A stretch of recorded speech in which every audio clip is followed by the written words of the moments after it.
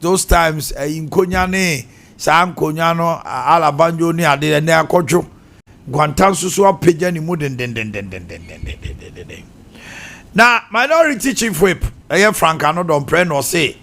Interior Minister Mrana now saying there's been recent killings in the country. Yakuwe abo etu no eya dosoro no. Amaze se anipa suro. Ase ye wa hanoma na yakoku manpuru se hini won kran. Na yakoku ase hini ba ko wa ha. Na yakoku ase hini nadamfo. Na akwete so wo ha na yakobo obituo. Sukufo nkwala mienu. Boko senior high ne yahuri wo akoku omo. Hey. Minority say there be Interior Minister Muntaka Rabe Yiano never can the entire koso. Na ba say na nipa mienu a omawuo no na anu ayeden. Enti yohonu aba. You see I want maswase a military ni ade. Ene okọ kakra bi a barrier. Dey sechew. Timesiti mrante no omudi ayidi bebo papa no kun no masara chinchen ho na nti omudi moto no fa ayi on the rank ano so nti obi ahia wo. Hey Ghana. Ade ayi MP gra obi akọ the second kunu be si na ayenwanwa we na ne wanwa. Yo Demom Ashanti Resec Regional Coordinating Council, Ewa Ashanti Mantam, headed by the regional minister. Almost say free day kroya free almost about tuja from 25th July. Why bet you and you say I bet you kakanka. The Ashanti Regional Coordinating Council expresses its deepest condolences to the family of the late Alhaji Abdul Malik Azengbe, Chief of Kusasi, on his untimely passing. In response to the recent security incident involving the fatal shooting of Alhaji Abdul Malik Azengbe, which occurred at Asamasi on the 22nd, the Regional Security Council convened an emergency meeting and on the 24th to assess the situation and determine immediate action. These are what has come out. No motorbikes shall be permitted on the road after 7 p.m. Until further note, the use of unlicensed motorbikes or motorbike without lights is strictly prohibited. Motor air licensing any the lighting can crowd there be and chose to be in them crew. Kumasia be a chiwa. The ongoing intertribal football competition is to be suspended with immediate effect. So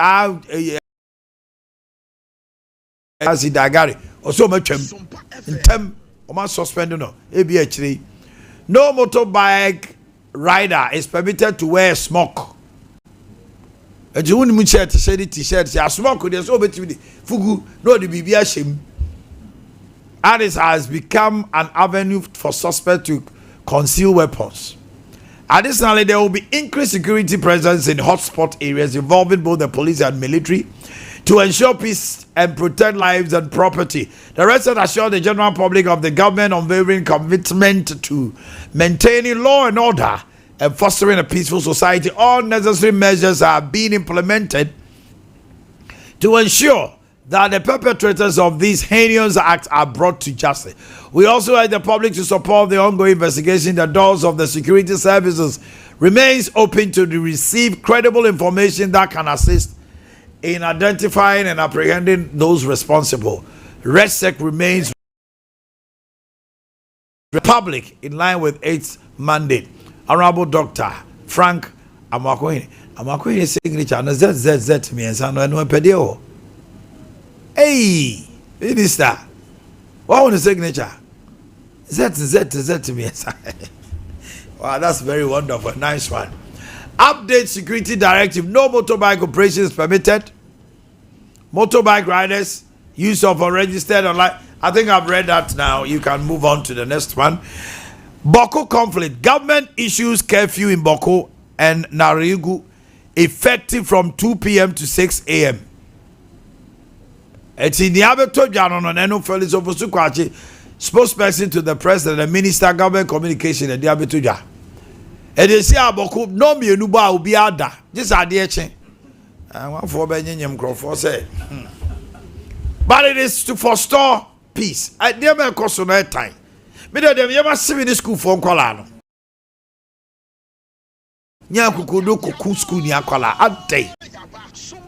Bawku chieftaincy. The government of Ghana is stepping up its approach for peacekeeping to peace enforcement in Bawku and other affected area due to the recent escalation of violence which could derail the peace building process.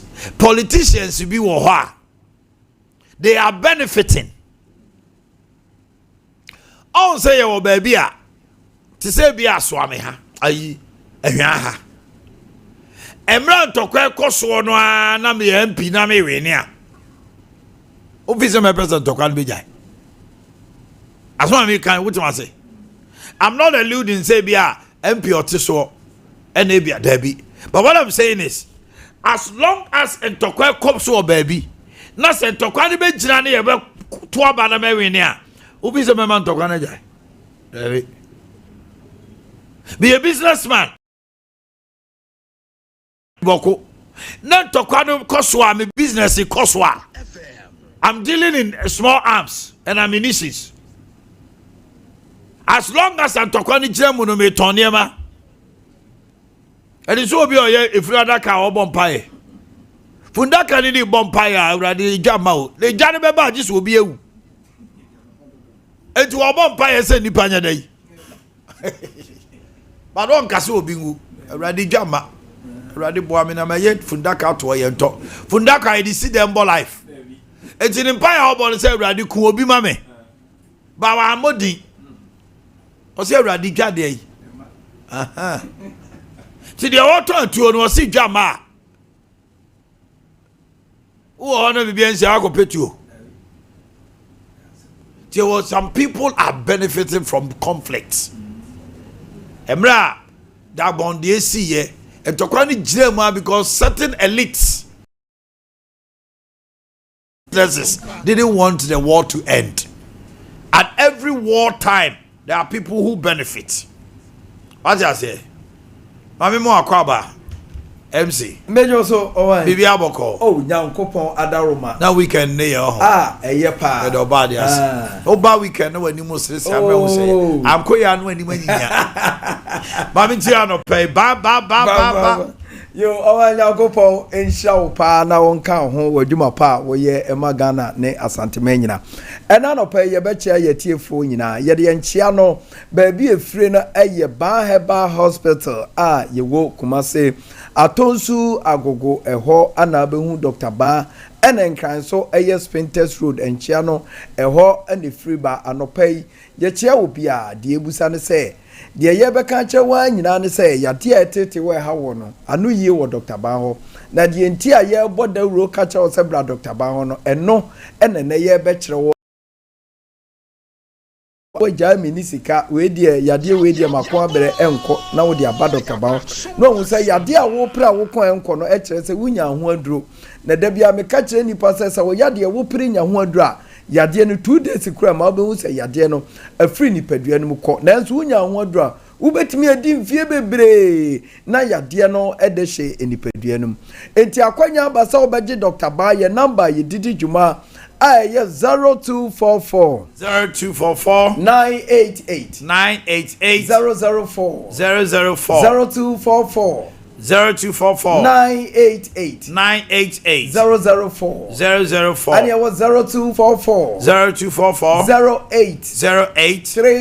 34 82 0244 08 34 82 number way ana Dr. Ba edidi juma ewe aso yewo se wo re Dr. Ba na mdi kaka and Kumase su agogo Aban Hospital no nachi ana yewo ana fe enkran so yewo Spintex Road 18 junction ho ehon so ubehu Dr. Ba ho de eyan se wuduru junction ho a busa se wo re Dr. Ba wo re chamfo ba wo re nyare wa nyina bedwane na fe ya kirewo ama won so waba ho ena no pa mi ni wudi nkomoda bia de ye ka che won se asem ada bia boso ka che aye nipadua wudo mpe no ka se emu ayarehwe animu nkwanhia ɛho asɛm na da bi yɛka kyerɛ wo na deɛ yɛ na ama yɛ ni abra yɛka ne sɛ ɛyɛ na yɛ Dr. Banya sɛ wo obi dompe ho kasa aduro nanso ɔde ne namba bi a ɔteɛ mu bɔbena ɛno ne Dr. Banya yɛ wudie a ɛno nti da bi ɔse yɛ mabɔ dawuro ɛnka nkyerɛ wo bi a wɔ Ghana ha sɛ bi wo nua no wɔ amanɔne sɛ baabi a wɔ bi a wanya haw ɛwɔ ne dompe mu no baabi a wɔ sɛ wɔde ba ɛyɛ Baa Herbal Hospital ɛkyɛmfo baa ɛnyarewa nyinaa bedwa ne hɔ ɛhɔ na ade dompe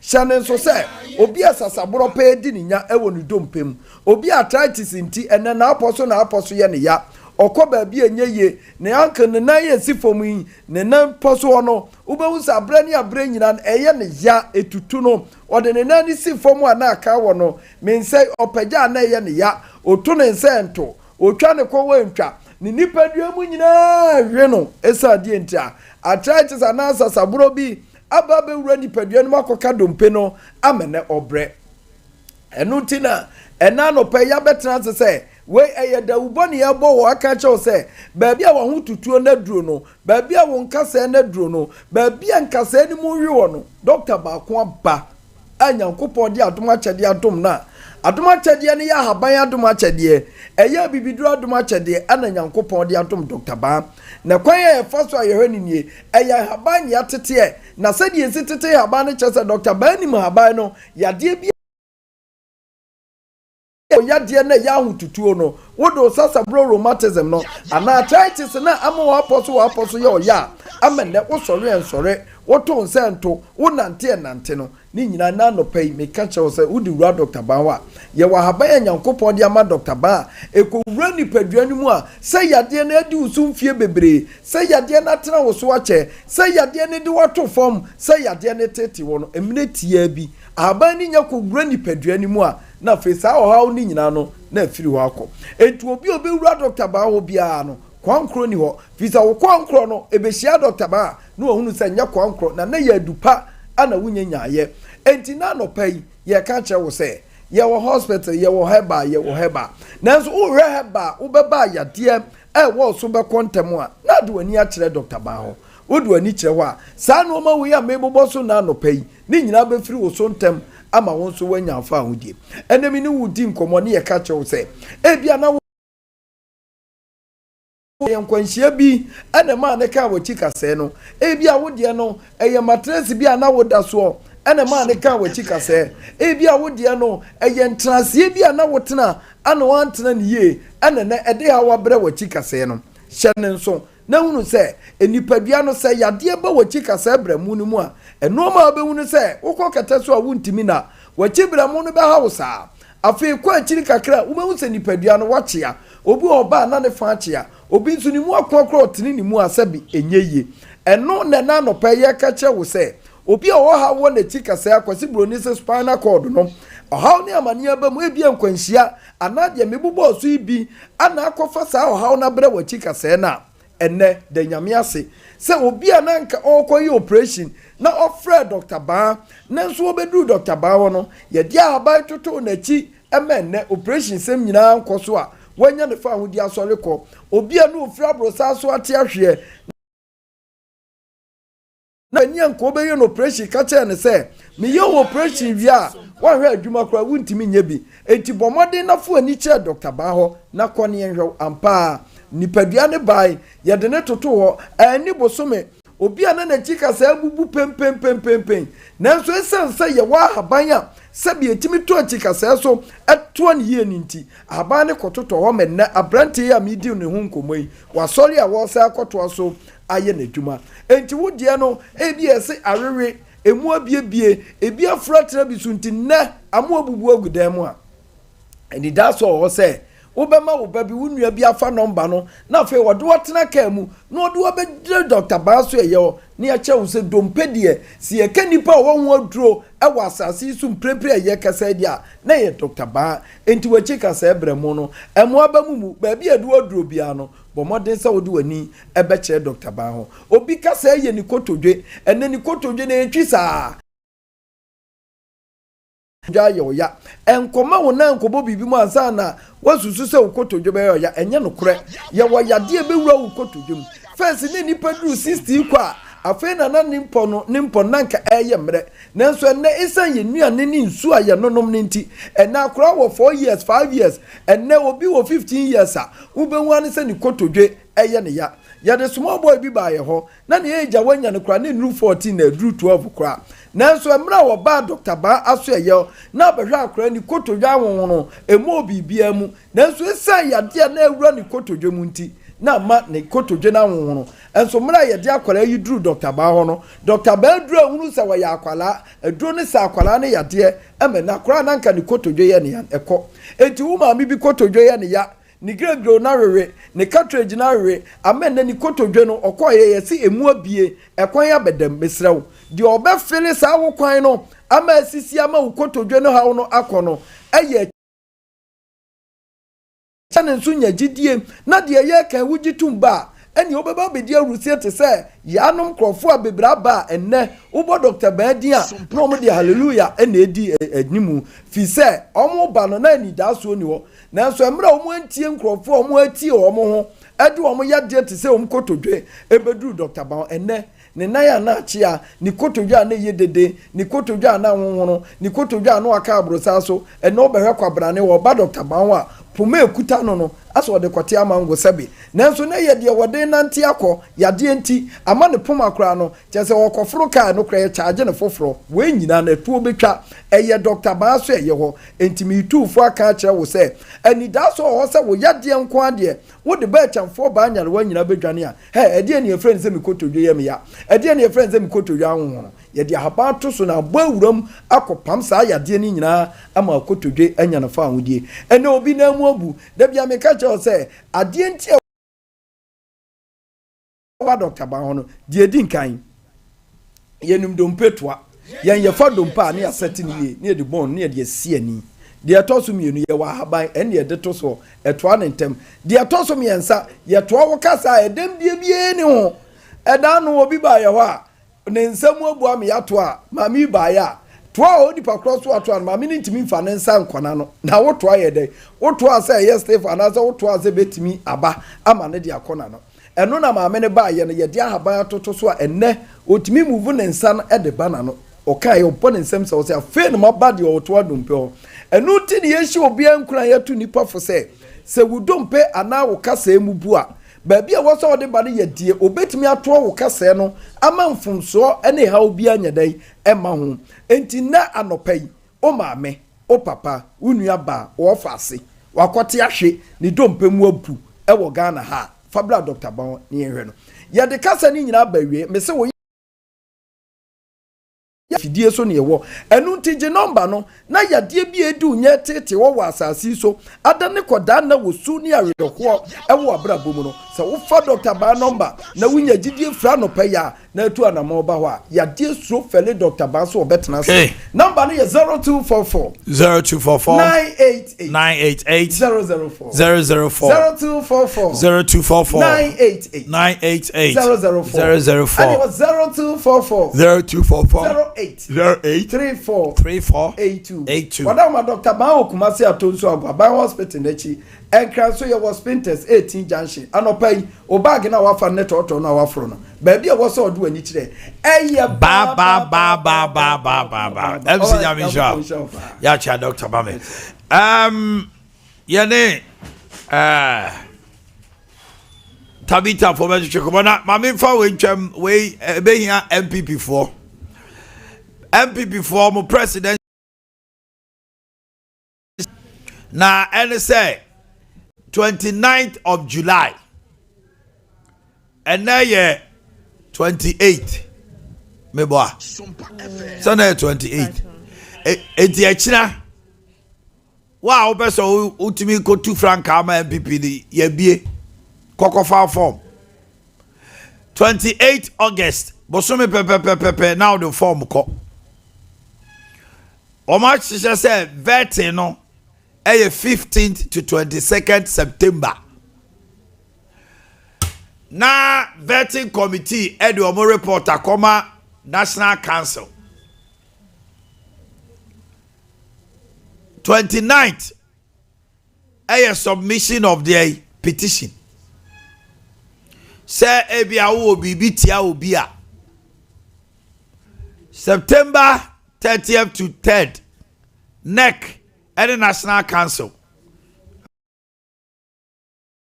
opening of nomination 28 August. Yeah, you free so now confuse me. Vetting September 15 to 22nd. Recommendation of vetting report to NEC September 29th. Submission of petition September 30th to 3rd October. NEC and National Council October 7th, which is a meeting at Bekoso. Publication of nominees, that is October 8th. And they were qualified, say, or no day. October 8th. And they were qualified, say, about not to be a year, you know.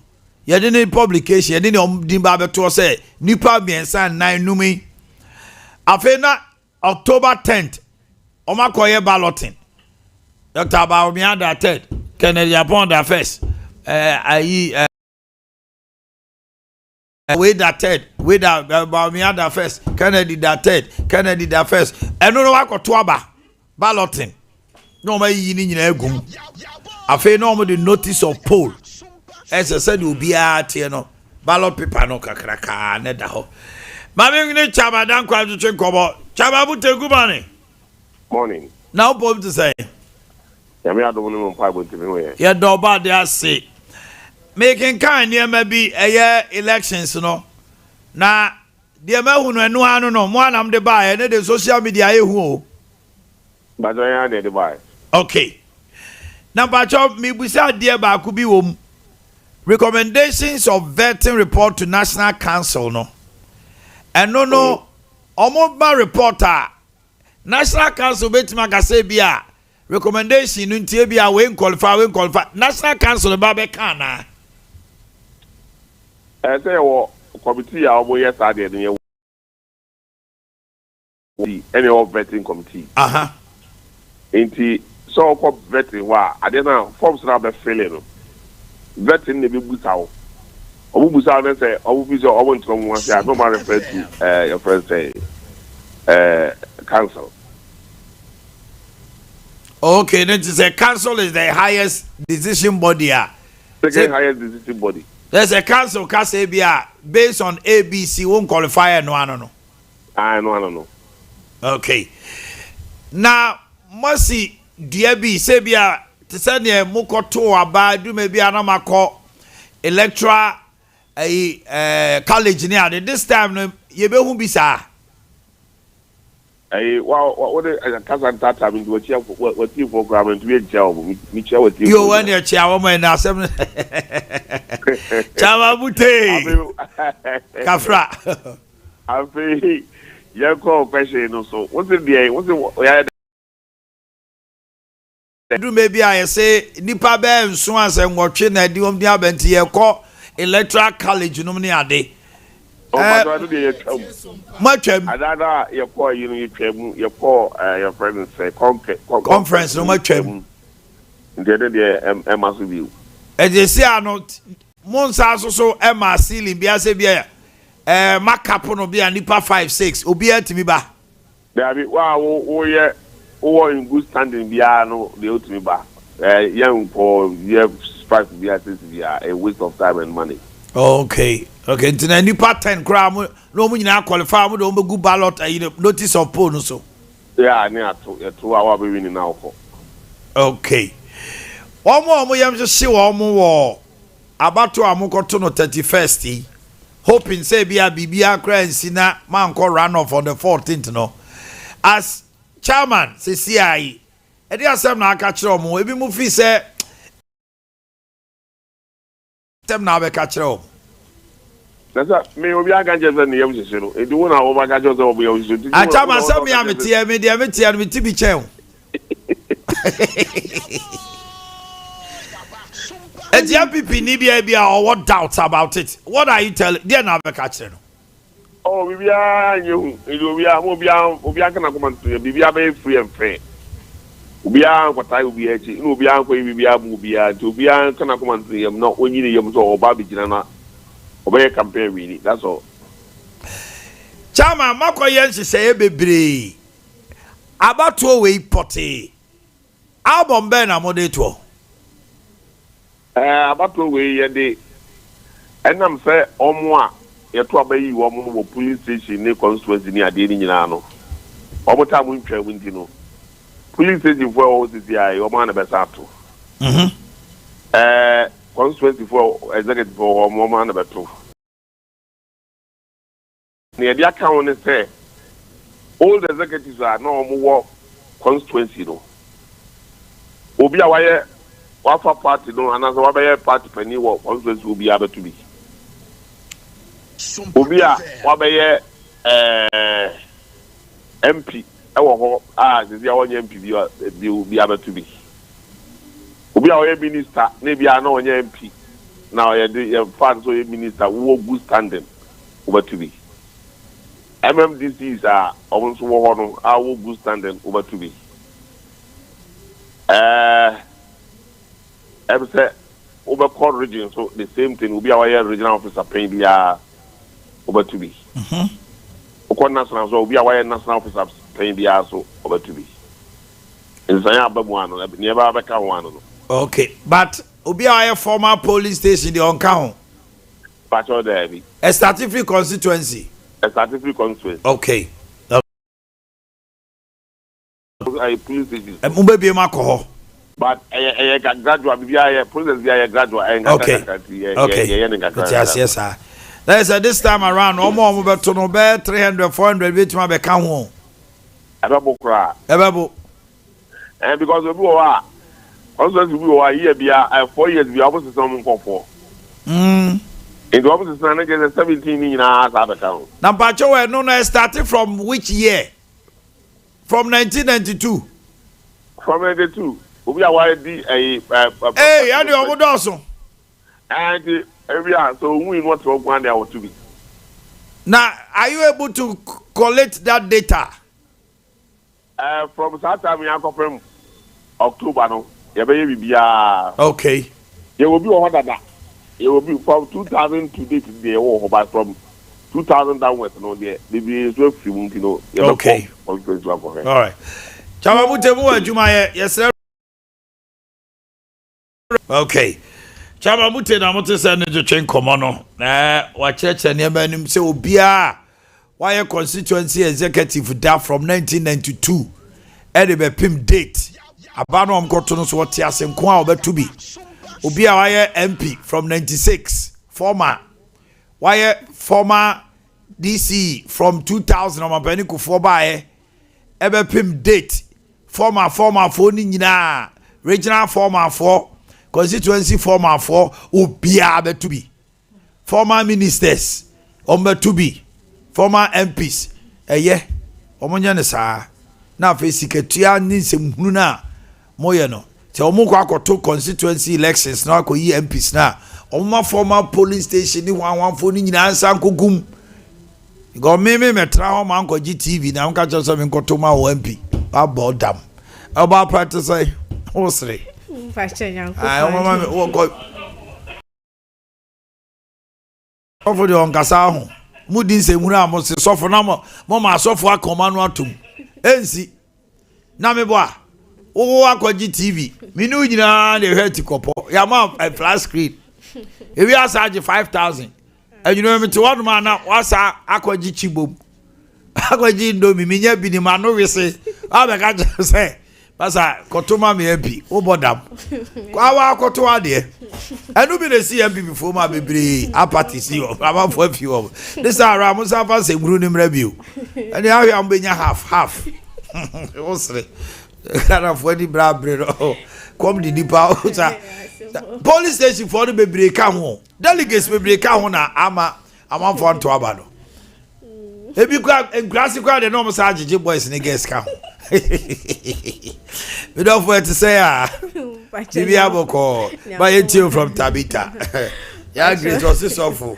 Mo amutie ye din chair free Tabita Clinic and the Edebremo anope. Upe Tabita Clinic echi akwan ya yewo ahojo da ban Cindy's Junction. Uko Accra yewo Medina Fire Food Bridge asie honom. Ena uko Sunyane so yewo New Doma Road Pastoral Junction. Ena uko Takrade so yewo Airport Road opposite Police Quarters. Honom ena ubehu Tabita Clinic. Upe ye number se yedidi ejumedia 0530 38 78 12 0530 38 78 12 and then no pay no ba betwitwe inkomo kakra bi afa transient ischemic attack a minor stroke and na ye ba betwitwe inkomo minor stroke no the broad no transient ischemic attack we Pacho eno enenda no peye demo eba betwetwe enkomo afa ho sayare obi bebisa se nyawa etesen some few minutes and answer 24 within 24 hours ena yare etimi ba oso ekwan a etimi fa so ede ba ne se intin na produce blood no entimi enko my wo wadwini mu a ena ekosi saa yare na edeba na ye wo courses bi wo ho a etimi edeba se uye nimpa wo high wo cholesterol ekosru bebra ebetimi ede aba wo high blood pressure ebetimi de aba wo high blood sugar level enu so betimi ede aba ya ye wo sickle cell enu so betimi enya saa yare we bi so and now risk factors bi say age 60 and above going ubetimi enya so family so ebi wo ma ubetimi ede enya ena ya ye susu no ankesefo no so yetimi ede enya saa yare we bi so ena ya ye ntimi enye exercise bebrebe no ya ye ntimi so any fruits any vegetables bebre yeso yetimi enya saa yare we ya me body no ena ya ye ntimi enter enum nso bebre ne yeso yetimi enya so wunya saa yare ya me body ya ubehu se weni aide adrop kakra ase weni balance na enkoye ena wo kase mu so enkoye if san se adwen na moja ni femu o se etimi di djuma na entimi di djuma se na esitie wonti ase so ede ekọ etri ena ema wona echichi wonsa so ede echichi ema o bala wo nantie so ede esesa ti se ohun sansunsun na ese yare na eden ebo okoko ubebo mode na wetu anamo no eden wako yare sabia na eden na ya show na se wa wuso a wunhu bida ana se wunya bida oba bisa se den na meya amede ebebo me ho ban ya mintimi nya sayarwe se uye obi a wuso oba make sure so oba exercise akana wa ede wo body no so eso ate wa wonta enum nso bebre so be ede obenum nso bebre ena wa wonta endi fruits ne vegetables so be de wo be di fruits any vegetables ya ye wo bp ana se ye wo sugar yare no mpempi ye beko na ya kwa check ye sugar ene ye bp no sania enko suru bebre emfa isa yare de emfa mbra ye ho na obi be bisase na Tabita Clinic kwa den na ye wo ho oba ya so ya ye hwe prostate ye hwe diabetes wa wenya high blood pressure wa wonya asthma wa wo ulcer wa wo infection sibia obetimi ide de abaya soye hepatitis B o de ba ye be show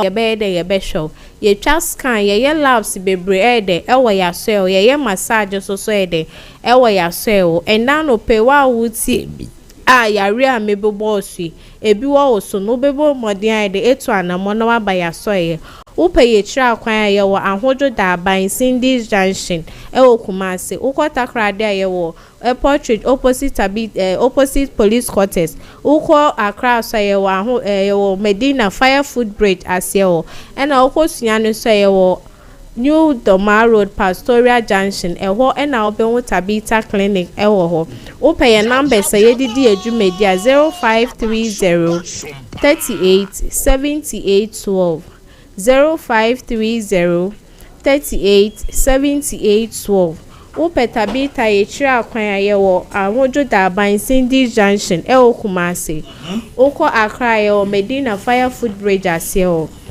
Oko Siana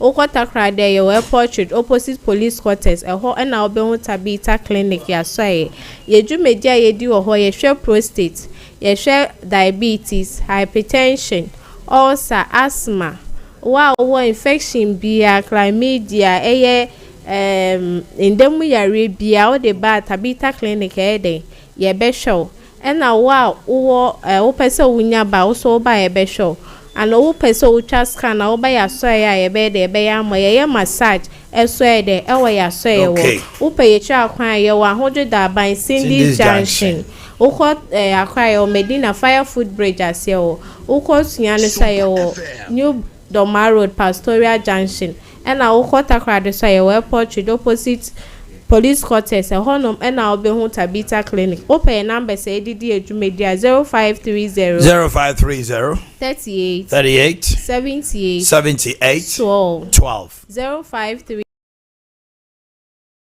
38 78 12 Madam Asibe. Yes, yeah, that was the Paminiaba. Okay, my panel is ready. Let me get them seated. Na bibia yem fancy so wa hanomo na yem koye nim kama and I no pay me wo the majority leader in the house, Honorable Haruna Yusuf. Honorable, good morning. Good morning. Former MC of Fenso South, and I'm one minority leader. Honorable Kojoba na hini bediako, former DC in Suta, and so if you are now to say, but you're a minority leader. If you are a minority seat now to some when you are so uko hibernation, no. You to Obama when you bring one. No one was in Bana. Man for shit touch manson. But your my bed to me be. But your mammy can't some and to go to no man can say sit now to sono. Obia befia sit. Speaker Nunie. Me anam me o dia grome bulu. Me di can set parameters no go. Enti I got it. And I feel your market there. Enti uba sit way. Oh, say before me to me ba no akọ dem say sorry. We sit there. Majority ni. If you are set ato. You said then coming by the way treat me ni. But your team ni drink has nothing to do with it. Who's almost an apostle. Bishop. No, we are not you D4. Me ma take us the baby fan of pay. You are here. Now for to say we watch it. Go you. Now what to say? Who do for really? Okay. Honorable Yusuf, so pump to say. Honorable Yusuf, now what you inquiry here? There was a meeting appointment. Why not? You may not give me no pay. Yes. Or put on the company. No, me must have to say. Now what you inquiry here, no? Your Excellency John Dramani Mahama, Chief of Staff. This man deserves an appointment, a better one. Oh my mama Jume, no, fine, they equally qualify. But you can't leave Yusuf out. I am making a passionate appeal to Your Excellency. This man has paid his dues, and this man, Offensive South, or your MC, or Munko Busan and Sano Juma, they handwriting. And you know, I'm ready to say, Mupiano man economy, a better appointment, baby. Oh, inside. Let me put in this way. Look, about President Mama Famua, I have no doubt. We defend you. No, me defend you. No. But genuinely, this young man, because now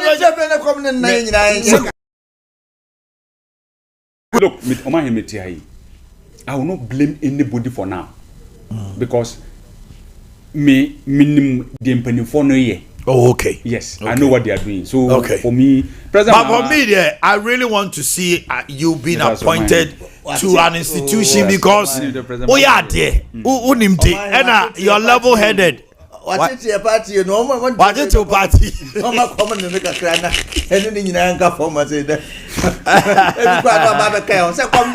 What would you be there? But you're ready, so I am queering him. And I know you are abiding the budget to buy. media review budget or the beto ho Emma or kan ho nsem. You're at to force it to just say the unemployment situation got so worsened. And so it made it difficult for Ghanaians to find decent jobs. Many micro, small, and medium enterprises at form. I'll say the man here who can say credit rating downgrade.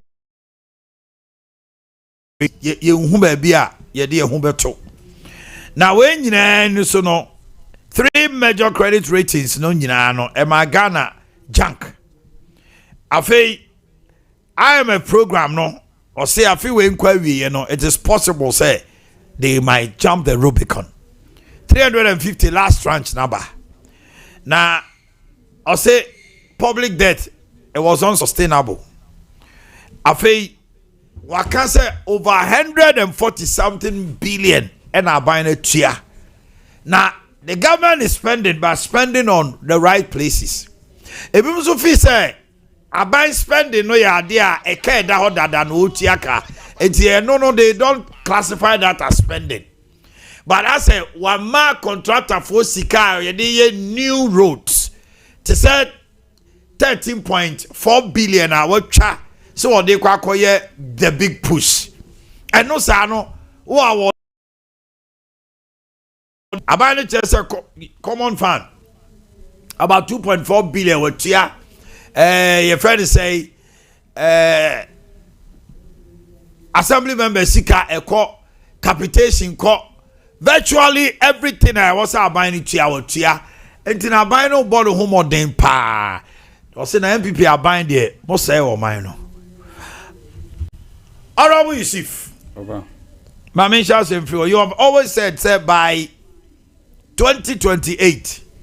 Now, MPP Ashanti region, maybe I'm not dining a commercial bank and a microfinance.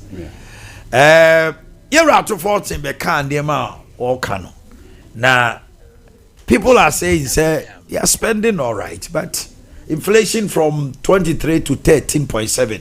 But people are not feeling the inflation effect in their pocket. Mami Chiu. My medasi. Omanhene edin kan President John Dramani Mahama ne mpanifo nyina. Executives generally, regional executive, regional minister, Ebo Bibia Basun de Omo, offensive south, Mechia Ubia. Oman Yana me catch of the Bia say governance and it's about the people.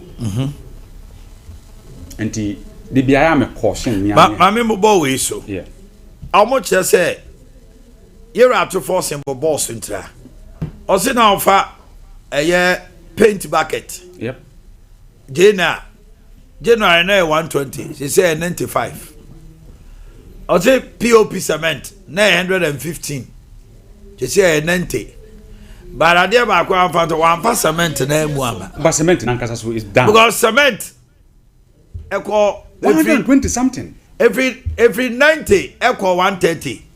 About back. Yes. Even offensive crime to be 95. Because that cement is 90. They 85. Echo up to 120. The air 42 no call. Back. Okay, let me just 25 liters of cooking oil. 980. About 640. Konkonte 1 sack. 1,002. About 950. Yeah, sanitary pad. 200. 25 cedis. It's here 2015. 15. Afe Olonka. Palm fruit, be na 40. See about 25. Iron rods, na 9,400 for a ton. You see about 7,005. It was see no. Sentinel, aji baby. Mami too. Into Omanhene, you better Ghana for us. You better cost what the Omasi. And Oman may mandate keke. My mandate history in Sida. My will say history be indigenous. My will have a historical antecedent in how you see say NDCs. And I can assure Ghana myself, we will never take this mandate for granted. Omanhene, you take this mandate for granted, and I urge every NDC appointee. Omanhene, while be involved in the scandal. It will be your personal crusade to carry. me Haruna, if it is established by every proper legal means, say an NDC appointee has been involved in a scandal, I would never defend you. Because this is a special mandate. Ghana for their mind. In fact, President Mama say this mandate is a special one. And the way Uhunu ewan nanti a one to come. Sompa say Emrebia wo fear. Your father is your role model. Oh papa na dia wonya no. Ye see adwena ya no wo fie no. Uma mi jare no ye ni echi. Enti as a party, mami enyime trimu nya ye da. Of the last time Naka Hono, they want us to be extra comfortable. Say they are the minority, no, they won't be useful in parliament. Omopa omomra, ompa omomba. You see, I'm here. Enti, any Ghana for Nanya. Yeah, MP. Enti, young chat. That's MP before a Ghana for. Messi and Ghana for Nanya. Omo numbers now, Omo. And said that you useful. Enti, me and your policy, they are looking at MPP. Oh, okay. Every policy at the between Yen and Ghana for. And whether they're in parliament or they're not in parliament, we will never abuse it. And Marabian wa ye NDC, you ever pass here in the interest of the country. We will never do that. And Adia on about to forcing. Mention on the point, Naya Bonabaso, obey a parliament, a routine, a near man. I must say, to ye Denny, or your boy, a young pastor. President Mama. Who's a budget a president in Bawku Article 58 and he does this through his other subordinate appointees. That's what happens. When no and yet just a media review, it is to account to the people. That is why history is important. Now I kind of baby omufria, baby ya baby too. Na embrebiano manipanum near air coso. Me say governance nipa no wasem inti se pie ne honamu a me no nti metena anka de ebe ono abehu se sidi na ba bia ye be fa no se omunimo no munim se liter of fuel na ye 14-15 there about and na wonim se me no me ba matobi agumika osu ba woto me ne ba obetobi and they say ne bo no wosoro anyina ye de ye hu inflation na wo ka ho asemi. Say 23, in fact, almost 2022, almost 54.7%. A man for one Kais Adian. Omaimuha 7% under Dr. Baumia. That was 1999 to 2000 Rollins time. When I woke up with me, that data, they are fresh in our minds. Ghana for Konimun Papa. Yet timid, I know you're by 23.8 thereabout. And a 13.7. Yeah. Meaning the president says they are looking at single digits. Oh yes. By the close of the year. On about to 14. To 14. Sorry. Why no na? Name be aware. Onim. Who say he is being careful, but onim at the end of the year, Babia he didn't name a bit. But he's being careful. He's being. Aren't you touting yourselves too early? No. Issue ni say. Yempese niye yenimpo yebeka ho nsem pii so wahwa we're not asking ourselves na say almost start to say more count the maya yenye sa yemme etimu nye de waban mo mu da okay, but we need to put the data out there so that people can relate to the data. Okay, Omanhene say wo na ye importer and the woni importer cars o man no mu tua about 200,000 something and the otua less than 200,000 no or feeling wonim say that in fact. And now you'll be echo Kumasi Mazi Haya, one of your biggest stations. And I listened and I was very elated.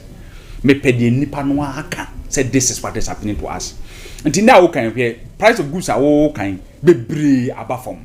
And yet near Pesi Ghana no near do no. Nemum baby and nam no inshallah kakra ye ko Omanhene Yaw na meka de bia fortunately one kasa we a businessman. Otonia maton. In the Sunday, and Yaman Tenu as we see it today.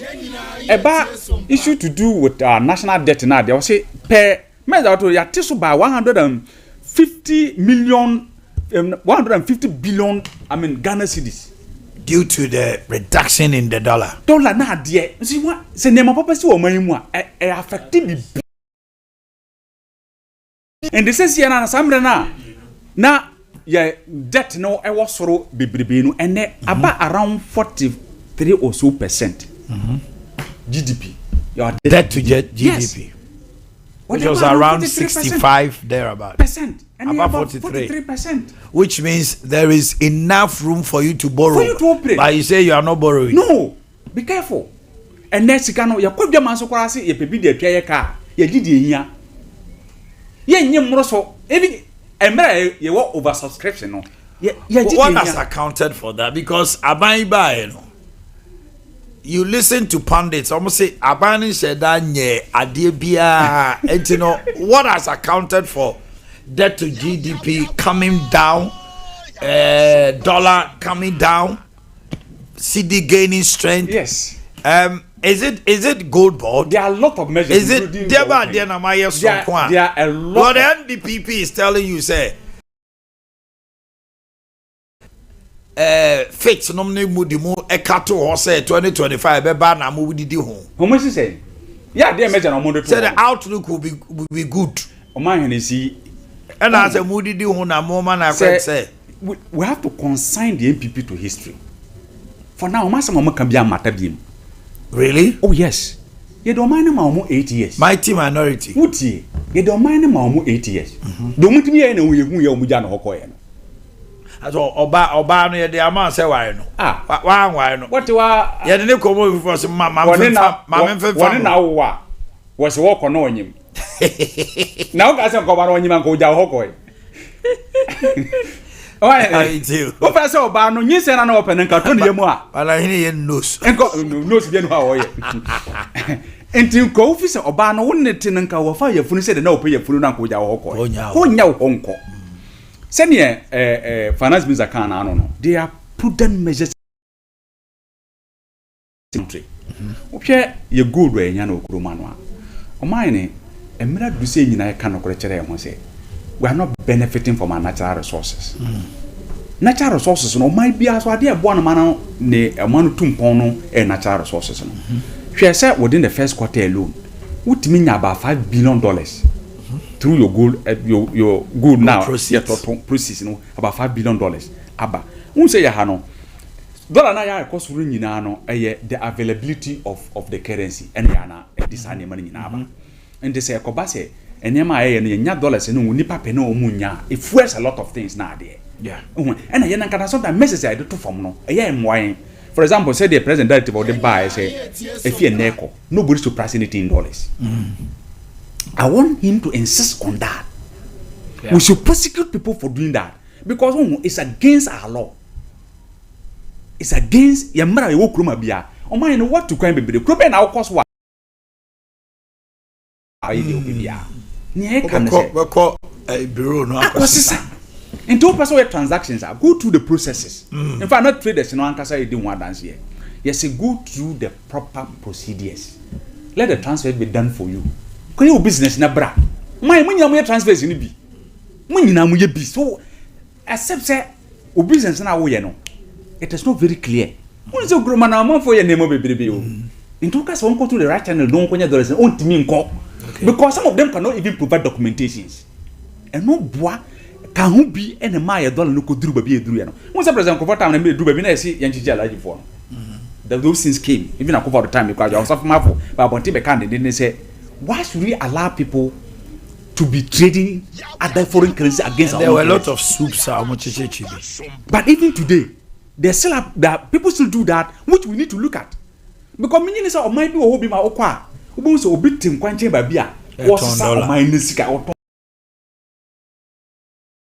then I go to the main line one it's going to help our country develop and when see and spend it means say on about to force in outline is any money na me teacher ni capitation grants and the boy me run bibia from 2022 2023 we training nyina o must have raising the price cost we training nyina o man is it in doubt common fund on ade egu MPP aban this assemblies no unu do mo ye o mo kapo en sika nan sama o busa MPP DC bia o be kasa asem na kire ya on kapo ade no en sika nan sen ko ya on kapo we are uncapted yes and sika no ko Again, because we believe that local governance is the fulcrum of our development. So, person might be a tumpon here. So, local governance here. The moment you get to local governance right, when my DC Fosika, Omu, Quine Ketin and Kabine pay attention, no, or more yes, and the money na, Neman Ketin traders name, J. Youth Enterprise. That is how you build a country. And the common fund yet here, NHIS, and no yet here, claims yet here, in billions of Ghana cedis. In fact, see, I was statutory fund BNY at Deca. You catch an assembly member here by my allowances. I'm told yeah, you're really easy. I hate all my accounts, only the above picture. And near bit my NSA about by Nabaso. In fact, make us say MPP at this stage in the year. Let's consign. Look, National Investment Bank. They ran it to the negative. Yeah, but now at forces it's back. Oman $2 billion Ghana cedis. Yeah, As far as Oman, in first quarter, Oman make a profit about 74 million Ghana cedis. This is how you build a country. Oman save about 900 jobs. Instead to Kroma, I spend about 30 point something billion Ghana cedis. A collapse in indigenous banks. If you want money and was money a good bank. Can of rat and they were trying to horse you. Man, Papa, I was trying to horse you. Google a month for bank we was a rocket and average. So this is how you build a country. Go along with the people. Messi say a maybe I implemented policies in T amount for no. About youth unemployment. About where tackle your employment so much. Me no can say all the models NYEP na omuguswa omo training. I mean police for national what they say fire service na there I call that they are in training right now. That's how you reduce unemployment gradually now. Youth enterprises. Omanhene they say the youth enterprises in Bayan say you foul as a master to say be a person will be Sompa Hanoma. What we do is that you found Kuranoa at the end of every month we give them the stipends they need to work with.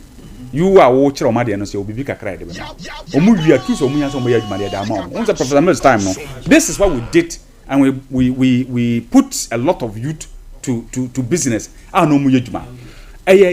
Interest. Say, the moment it creates a lot of problems for us. Obi o na masibo kophobia de nyane penis or kophobia de but eso wo didie mean justify eno but make sure say at least wo bibi kakra wo de ye bibia wo bibi kona no a enum ti na mebo basentally. In fact that gentleman nti MPP before omuya for that gentleman and he's doing so well. Even youth omo page mo abrochire say enra no mo ye interview no e wo sa ahai Swame opposite sa MVTI hono. And they were going through the interviews there. You know, said Atanga hono good morning. Regional NYEP boss. Omo try say Obia. Yeah, but no, your hands must be on the job. So where the course. And let's be sincere and genuine about all of these things that we are putting in place. Election 2024 amaya hu say oh yeah de no ama emuna homa amanfo ni hu and be genuine about it. No discrimination. Say part on that one so be MPP so be dey obi apply o. And that is how we want to see Ghana grow. Enti Omanhene presentation na about to force in here no e parliament na no akire clearly say ensem na MPP for Kano enye no kre. Mame jo ahome na me nko Honorable Banahini, then when I come back, we'll look at the recent spate of killings and the ensuing danger. Young careful as Omanhene and Shea, a bit to me, a trigger across the country. Because I just had an information said, Ohine Bahakuso won't cry, a bonitu. Kumase mienu. School for Kwalamienu ewo boko. One people can identify who is a mampusi, who is a kusasi. So if you are not careful, I will not even do business with you. Now about me shop, I may have a boat to me be a kame. So me wa a dime crana be rent here. Me farm out because me nim say we not just a free no for there. You can be cut out. Oh, I'm just making an introduction to us. Akwaba. We did through Biblio. But you didn't try with the note. Until when no one can. I remember 1 year who was my 300 million of it tomorrow. 350 no. Aye, 1 year was my MP4. Monam year was you. About we will soon soon your buy. There is a 1.4 million dollar away. 1.4 billion million dollars now. Reservoir. Go for the 8 point something with the good. Go in 1.4. Go ye. By the end of my or can't use employment. A teacher for Omunya young validation tea. Ya pamo Momunya Kufi. You will employ myself or Cabasintali. Basintali in who's a Zimbi in Nanamo. And then I'm what I said, or so called Legon force the woman who know. Now, I say, oh, Master Walker's a number. Oh, maybe here to Arabu Yusuf. Arabu Yusuf. Arabu Yusuf, when you do that, you are not being fair. Yeah. The man has not even spoken for 2 minutes. Then you are bad. You are bad. No. You have a pen and a paper. Or no type or choose to do. I said, okay, yes, I can't budget to myself. What the Basintali album? Basintali is right by me. I am branded a Legon Force woman certificate. Oman Kasa. So you have to present it. That's why. The bank, even Legon is the oh, my God. Who copobium number didn't run anymore. No course, also course school. You need to be your and I yeah, a good yakwana chassis.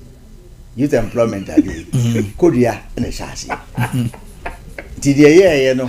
And no more twice. I did fufro behind you there. Am I? I did fufro behind one more. One more yaman abba. I'll mock up what them did you buy yesterday, but Munye who Mubai and this for. Media hair made 2028 no here. So my yet tatfula. Send and soon fire and Buhua Nedromo. Okay. Elco. Because oh, I am a fashion. Here near young old man is calabeto. Budget had to buy house, my marriage for beer. My spending by 40%. What to be that? In tier contractors car. A more yajmo. A man tier 4 mojuma. A buying chief of staff. You didn't boy say. Chilos Debra. Oh no, natural I say why a power juma within the space be munina munko be a mom class. You didn't chamka pamuga. Pamu munyina my boys your money and this is for whom as some work can say will be our connected to go for the side and there then people for who say you cry by ya Ghana to Omanhene Ghana I want it. Send 9 people for both who say you quite to about my money power more yadiams will be any be free near her and you free amobia and now you budget team on the coin bay almost Santa Man say 3%.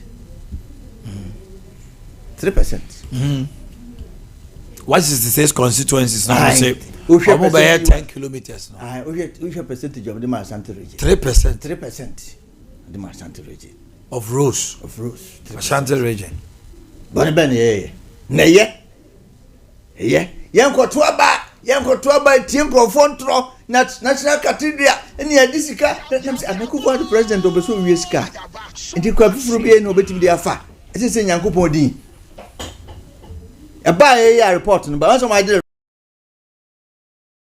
national one year claim so my you see didn't trust her and don't go well in no because you know cement cement gas them no boy saying that's a 130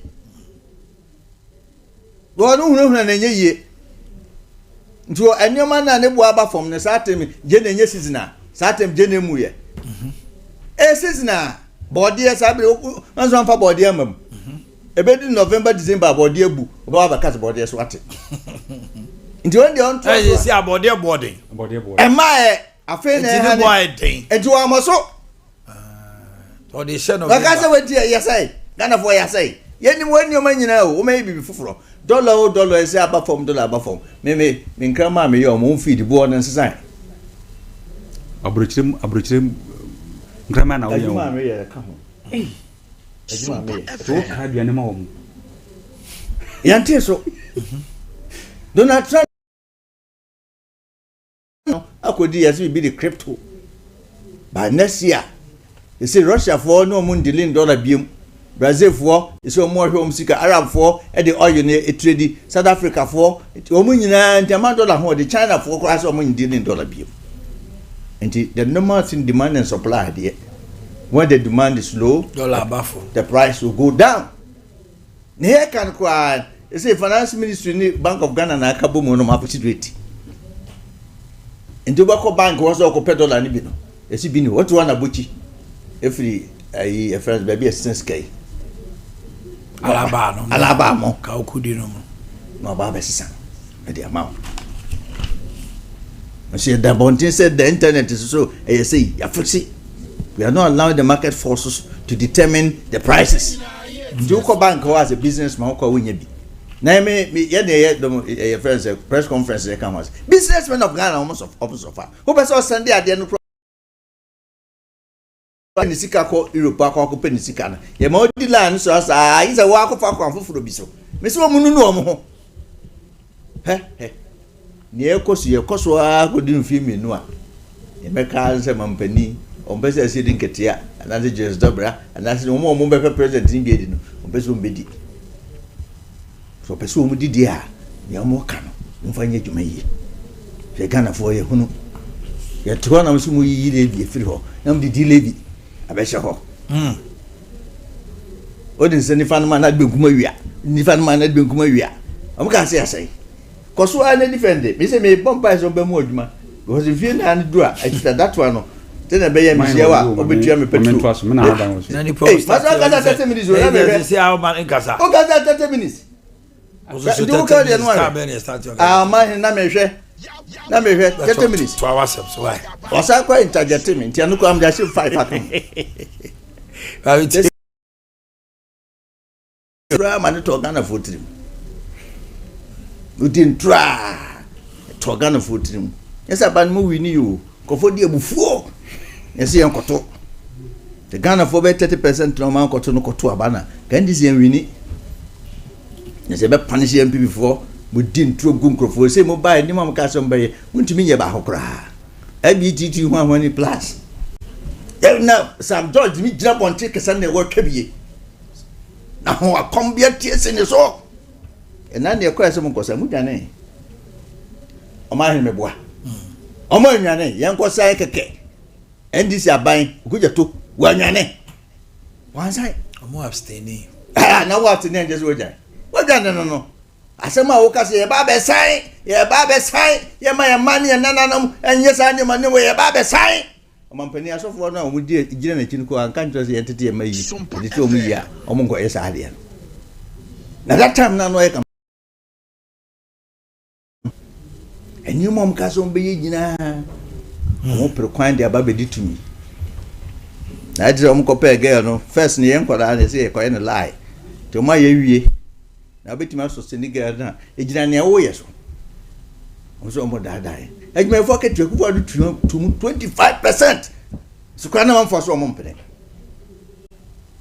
asema wo ka nyina ye start Ghana ekufu adu shase dollar na esote ya bedru 4.2 mpo ena Ukraine fo nto kwa ne friends covid buy COVID buy ya kama na mo buy mo ye firi ho mo ka say mo buy ya first mo twa ayinum mo ka say mo twam mampani aka say obedru ya first 100 days obetwam ye di say first 100 days in twam say mo ka no na mo ye o ba ho say o twam onye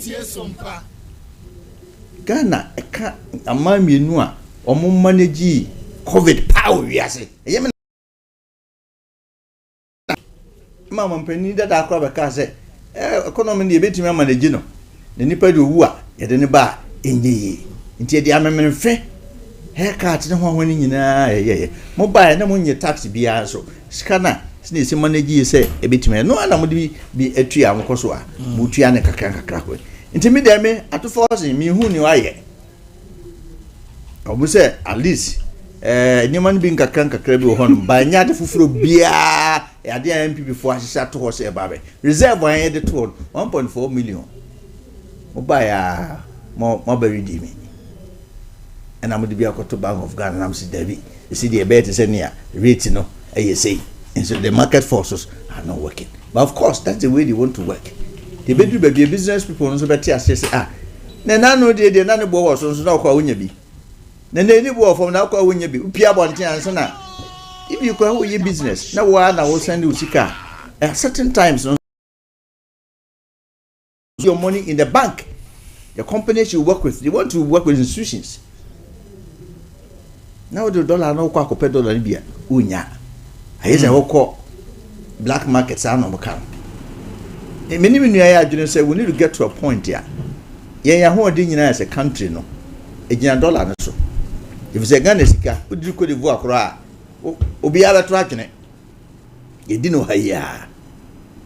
Nti ɔsɛ iduru ba bia ye mani power akwan wa bonten e ma ho ne ye kwa akoto sika nso the forest bureau ni ade ba na kan so connected that ebo aban ma ni to manage ni ye say de ni nyina enye adwuma biem nti ye say fa kwan bi so na omo a untimi hu say bank phone na discount come goro people no na say friend saying omo eton no bonten no black market and bank phone na de come omo there's that suspicion mitimi hu say we evidence nti intimi kan den so mo na de come no a me fi si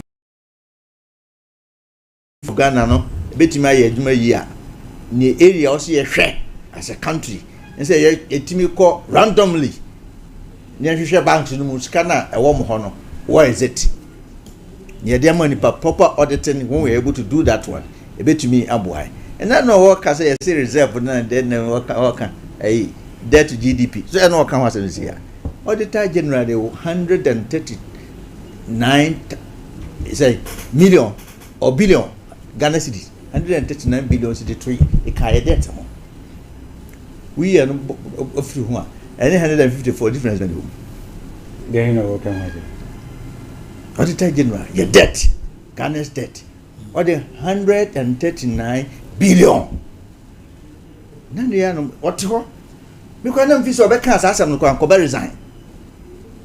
No, see, it was miscalculated. Oh. You know, for my original our debts were miscalculated. Omanhene, we see an obey you. Say about the time they can.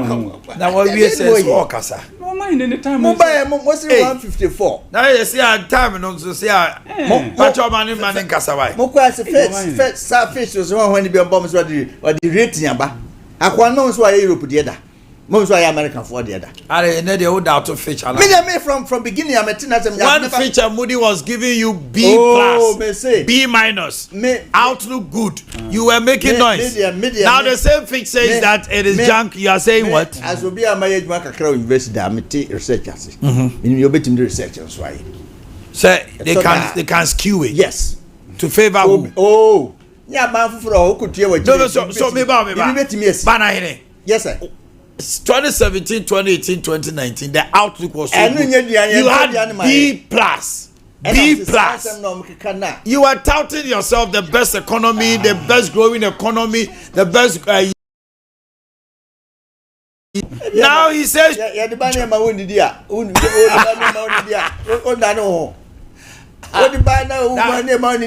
thought that he said junk. What's it? Mama, me say no, me from beginning. You want to change the mattress now? Don't be changed. Right for. We would not allow it to be changed. I've done a lot of search on him. I've done a lot of search on what? On him. On Fitch or Moody? Yes, Fitch. I've done a lot of search. On Caribbean or Europe, on America, Africa. The family crowd no. Bloomberg is also that Bloomberg to the international. On Caribbean. Okay, Bloomberg's way. Never Fitch the name for the age Mongana. No more for Bloomberg. And that is for so much. Says can cry. Says come the Biasa Gusso. America. But me blame mom just your finance ministry. Our man shine. Our son making so say the right things were done. They did not. And they didn't even look at it. Due to one of the cats here. The money was over bloated. And indeed, and America said, New Yorkers over bloated the cry and the current. Ebi great sap. Ebi antesa. Yamana me sabio. Biawa me. Not my mean. That is they say I will be our government institution now. About from our normal narrative as a son. It could happen. It It could happen. Yesterday they were your best friends. Oh, they were me. Omanhene the way I'm sitting here. I say the things. If it's AA. It's AA. Mami bi Jamras is here and I'm in culture. RSYD Noviki Studios. Welcome to one of the best studios, premier destination, professional photography and film production. Now open a special studio equipped with top of the line professional equipment for your creative needs. It's RSYD Noviki Studios. Are you a filmmaker, a photographer, creative director? We have professional film studio. Special effect Mr. Wa for all the photo shoots, skit artists, more usual professional backdrop near RSYD Noviki Studios.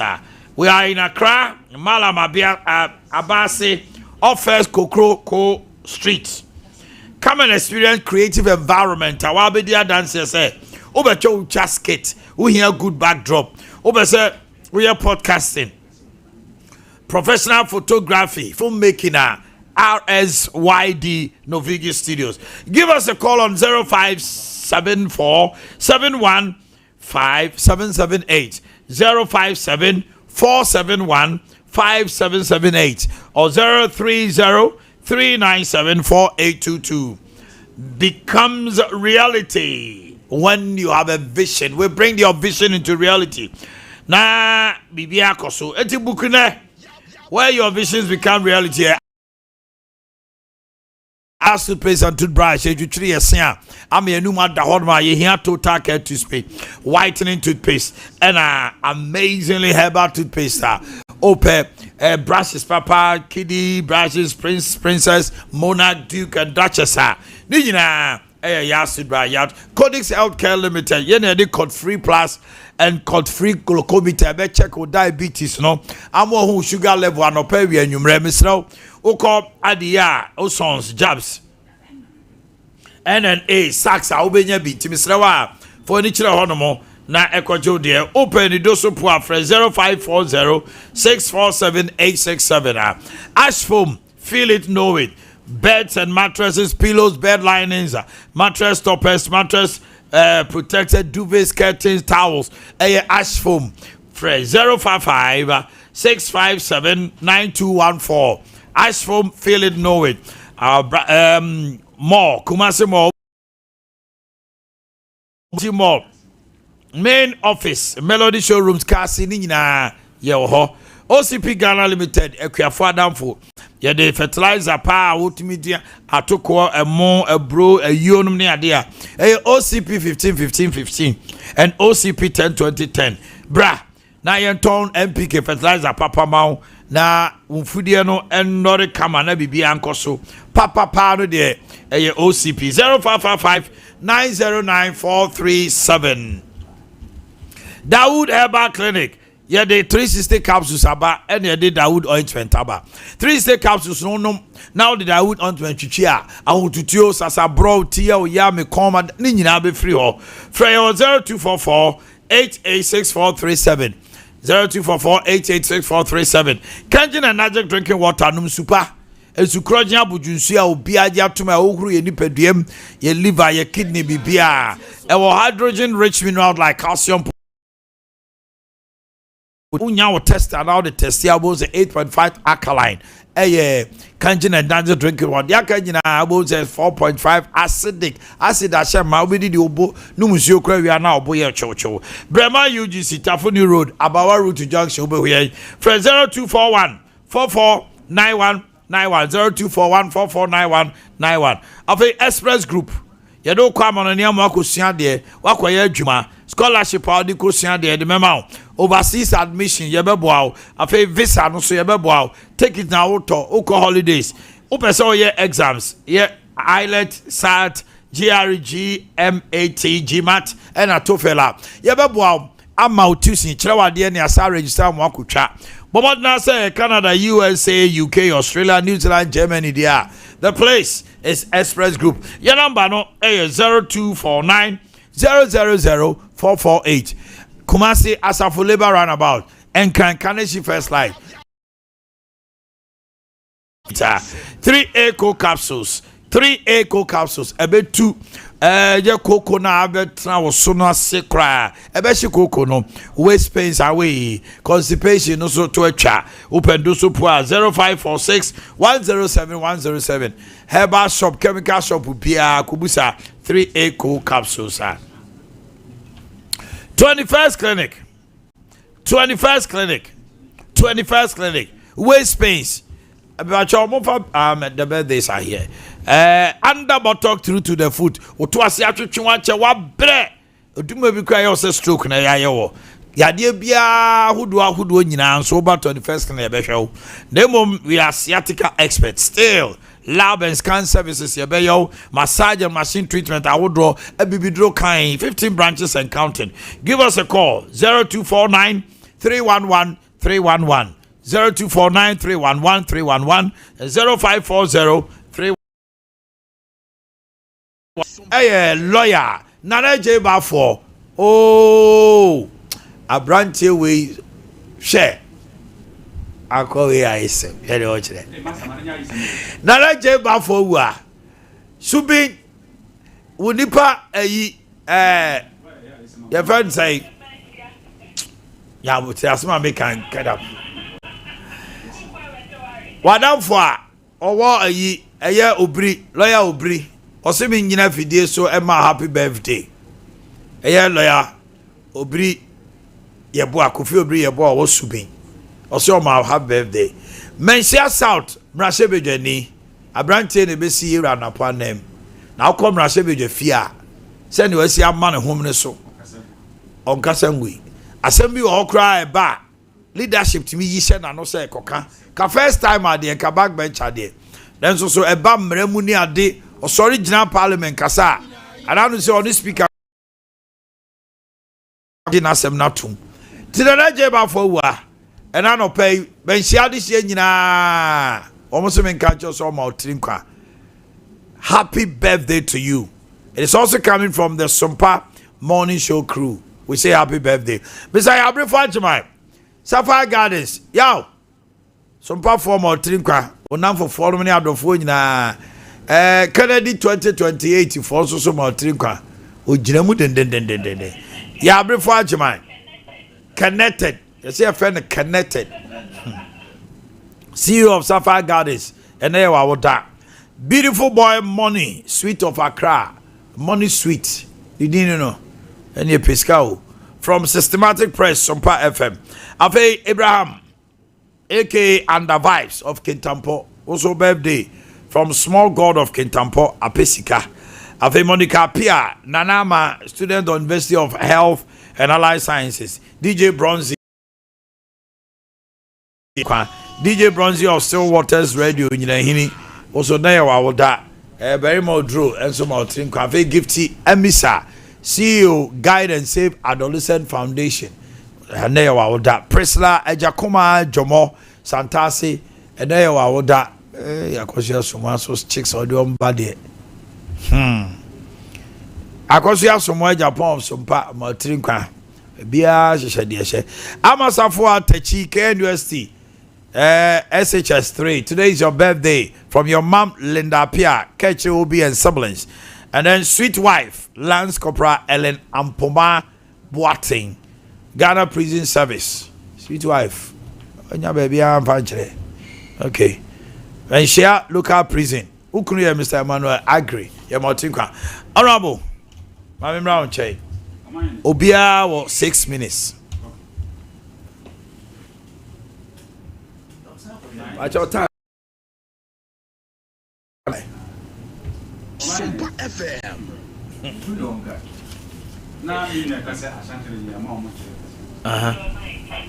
I just saw Mike, no. Saw Mike, no. Me also not green. Omanhene. Woman say, I watch on other 7 time. 7 time I'm the amano. And somehow I don't know if 2 minutes every move. Obabaho. Watch I 26. Asoma catch on it. Omanhene. Ose mani hu asem. Se mo say 3%. Ya ma mo ATS ma anya kwan obi aja amane 3 awu kasa. Wini mo sa tofo se ne kasa. Me kama no na me. Sabsi mo asante rate. Bosi am ko je mu diwie. No mu diwie. Kwata no mo satisfy no kra. This is what you did. That's what I'm way. So I'm way. I don't know 1-1. Movie no Bawku. 1 no movie. On record. 1 Bawku. 111 hospitals though. 1 movie. Oh, this is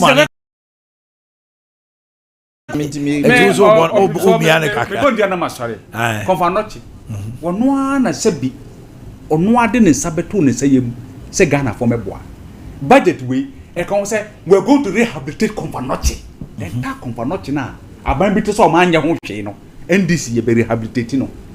Kedetia phase 2. Etena ho 8 years. Na Simo say mensa te ha regional minister. Oh no, Dr. Omanhene, very young affable gentleman. Wo hu ne ma ekoso. Ye. Sa market way. Sa phase 2 no, we are finishing in record time. This is what we do. Yeah, sa na ye. Yeah, mpuntu. This will be a crowful market so. Oh, so 2026. Almost President Kufuor ba wan si hoda. President Mama paid them a visit. No msi hu bi da. He didn't just pay them a visit. Wakasa obeye. Waka obeye. Mama, Oka obeye. First time I waka so obeye nini. Messi. No that now bad 2012 no waka so obeye. Messi. Yep, look, MPP for no. Messi say me anything I would the same time I hear me ya no. Ya mom 8 years almost say no kwa. You destroyed this country beyond repair. Sa didi muna mo de call ya. Mo were am for through ma mo jabai. Mo di bleed sia mo for tun very free as abisia ma mo jabai. Pensioners no ma pikete. Can over that some former some kono wa. And they were telling us what in America na what defend.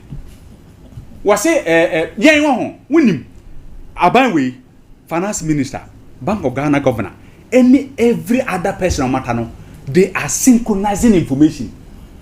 This is government, this is team work. President Mama, as the boss up there, everybody is in line. And now you don't run a country like that. We manage a country. We are managing a country. Auntie Basintali, you see, Munya Branti with you. Guy Basintali, he's one is Basintali, he's in his own class. Nukura woman no. Politics no, so that will get genuine in the political circles. He's one of them who has emerged, just like Sami Jamfi. Emerged the rest of from a young guy giving this portfolio as the good board chief executive. Omanhene. Yeah, yam try see be buama ya babunu. Time na ya so. Asore. Me ba Bawku sesi ai. Ababuna asore. But intel don't do this. Muni bi wo ho. Ayi mu wo ho ayi o de say Abrante we. On that organize the friends Nana bi. Omo. Mustafa wa hanu mu ho. Bawku. Omanhene. It's a very sad situation. And it's very unfortunate. Me, you know me, I'm a friend to everybody. It's very unfortunate. Sa nyama we na ekoso no ye be sre na ye be bo open so abaso. Na ya danasi ne anamo a watu so far. On say ni ba bi say open so no. Ontimi fa no currency o. Yeah. Ontimi fa no currency. Na the bananimwa. Nukra na nya odekura eno na obeka. And that is how it should be. Instead of the man like say, we should have some conscience of the nation reserved. Inti share role I will play within these circles. Me issues you there. Me fi say issue are more discussed chieftaincy matter no. Enya there say this and name way back. Say ne wu kan. People have suffered in diverse ways. Obikura wa wan kan tokwa no hu. They are suffering. Precises. But they have suffered casualties. That's not how we should live in this country. The misery. To the sense you go school sumu. We don't do things like that because your boarding system no obi across everybody and meanwhile powers there were a lot of people from Accra, coming to a school like last year to Lucina High School. Maybe a school no one, or attack high school as student now, on flew on one fine. Nebonia why any day. School. So what decided to go school. And none of my blend. Won't say, into Ghana is seamless, no? Because Obia no be an anti-pay. Obia you'll be a damnful. And let's encourage this. Now perpetrators, and when we get hold of them, let us not play with them. Say, and I say crime. My crime costs over the period. Now perpetrators are not brought to book. It emboldens others. Okay. Ebasa emwa ema ye mining cost. Ebasre honorable mutakani in penny for that is how our the kind of measures they are putting in place. They best from say almost the measures to make it so say is implemented to the fullest. Yes, enforce it strictly. Okay. Because we'll be a while audience say oh my years you know. That person should not be our friend. Honorable. Nano de honorable mutakani feature here. Bawku de see kuno ane the helicopter be fa no ko Masa. Oh, me kasem. Me kamasa. And nano Bawku so ko. O kan regional minister say what did DC la MCE. Say the wo form na wo hwe hon no security ne ma na nya. Wo hunu ne ekọ. Ni tie akora so me namfo. Ne omudi kan, yodi kan wu ye ne o say wu na anu. Na damfo pa. Na damfo. Nti ono kra no onye mampusi onye kusasi nti me no me ka de ma miensa na me hu de nti on pese me kama se o ka de ma edi dojo mi tio ene ma miensa ne ma miensa se ye ka ho ansem no ne emfa ho no mo me emfa ho ede e me him nti hwehwe mu nya nyina so bia wo so ahwe ya na mabufuo ede e koso boss asonase de ye ba he na me obi ne na damfo obi kwa anka ethnic group bi ho ba ono so okọ me bo muntakadi on bese me bo muntakadi bese me bo ndin sesai judgment nkasa MPP time nipa onwu ye na so me 50 we na span of 7 months nipa 300 na ewu kwa kwa na tutu muja sade we ne nkofo bi gina so se ye nyina so nto abanti MPP hwe no ansam na waka ni o ti ase ento kwa ni sha because me percent ka me kosa I would have gone more than that. Oh Kofo bi gina so. This is what I want to go there. MPP. Mona we are in charge of this thing. But nipa bi di mo ba ma there. Bo so menso ni nipa. Mona mo criticize the way na to honom. Mo se kire num. Man, first time in the history of our country. What we know about one ethnic group it's as young to my people da. I know kura bo de wo say wa batu ya bodia. I was slim for the first time in our history. Obi feel so a political point. But finals who you ni. Both one so already there. How do you I'm report no. Check no. They have the report. Now customer some see as soon as regional minister. Regional minister then why? One see nya na be yedma oh constituency any district. So one see 1.2 obi obetima yedwuma. Akora mte yesi muntaka akora. Na oba de no ayi ho yedwuma. Akora be. I no MC no. Where akora? No de. Unim ni age. Na make us akora second. Na de where na ya no ye hwe ne yo. O ti ase. Yes MC akora. Me de mesre. Enipa na edo omo tutu ase omo hwe. Me nua na kana ube defend you.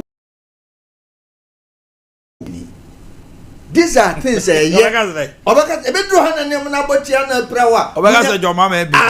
Oman nti topic wa wode tuwe dey pa na waka. Oh me kama say ma menka. Efutu be na wode ma de ekoswe. Ne nanu so. Woni obi bia waka ma ni menka ta yenko. And this is a critimra fufuro. Bibi osi bi the no protocol was then. I just say ye twam. It was am ba court wa ye twam. Ye ba ye court nsem nyina mu twetwam. Enso obi bo hu o man mu a ye ni military rule a ye chiwa na etwa otini abowo ye court na ye do kwa ye yire wo na obi feel so won ta chire na no asamba na ayiu asa wasamba ye hwemu ye kurasi etwam we hu hia aye waso hana mo de ne kokko oh tetima sa hana mo de ne kokko ye ba yi mo ba se nkra wo kurum a wo obi kura sika samu a mo hwehwe so watia bi ti wonko watia bi ina no nsami a mo kika ye yo aye enanu sika yo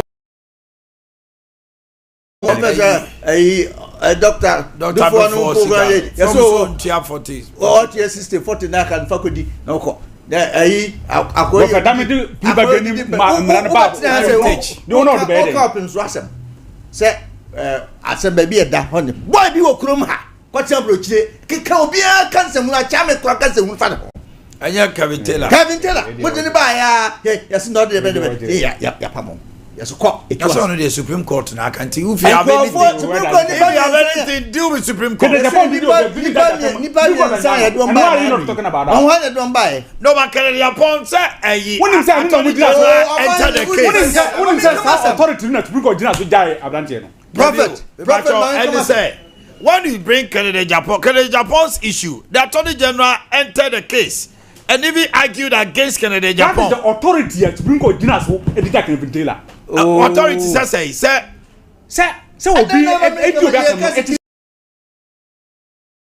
Japan e ka say odidi atem no Attorney General ko jira mu tia Canada Japan so no na yi but the court but this one the Attorney General did not enter the Attorney General did not enter any case who here no ni mbesa me kire say ehu obi nim so oyade de be ko ba bi be twena so a oyade a obadwena ho that advice go to MPP what you say ya de ba na mamo mo na say mo komo man na ma say dire ma afi na be ba ko ma free ho e da say na okay ni mbesa me kire say ni e ko so enye ye Ghana for ye ntwituo emfa nsobo issue kan for say asem bi eni wa ye fa ya no na e den e ka na kunya no kwa ma obi di bia e ko nanim kakra obi nso betima be den esen sem be kukum ho but adia betima ma nipa hu abawo no e ye nyema mi ni se ni odi anim no be nya kukuduro se wo ya na chewo sa tufutu no na ya chewo ne mo kwata kire adi pe dabe na mo hunu sa e dintro mo den ne ento mo di enya ba batima ka